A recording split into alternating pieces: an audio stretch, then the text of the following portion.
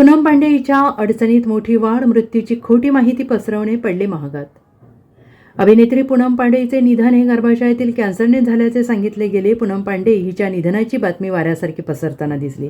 पूनम पांडे हिचे निधन झाल्याचे कळताच बॉलिवूडच्या अनेक कलाकारांनी सोशल मीडियावर पोस्ट शेअर केल्या. फक्त हेच नाही तर अनेक चाहत्यांनी थेट पूनम पांडे हिच्या अंत्यदर्शनासाठी तिच्या मुंबईतील घराकडे धाव घेतली.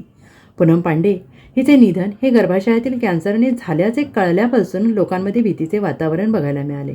मात्र मोठा संभ्रम देखील पाहायला मिळाला. पूनम पांडे हिने निधनाच्या चर्चेच्या तब्बल 24 तासानंतर सोशल मीडियावर एक व्हिडिओ शेअर करत हे जाहीर केलं की आपण जिवंत आहोत. पूनम पांडे हिचा व्हिडिओ पाहून लोकांच्या डोक्यातून मुंग्याच निघाल्या. थेट सोशल मीडियावर पोस्ट शेअर करत अनेकांनी पूनम पांडे हिचा चांगलाच समाचार घेतला.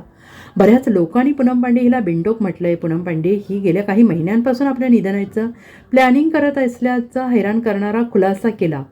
पूनम पांडे हिनेच आपल्या खोट्या निधनाची बातमी पसरवल्याने लोकांनी थेट पूनम पांडे हिच्यावर कायदेशीर कारवाई करण्याची मागणी केली. आता जर हिच्यावर कायदेशीर कारवाई केली नाही तर ही पुढे काहीही करू शकते असं लोकांचं म्हणणं आहे.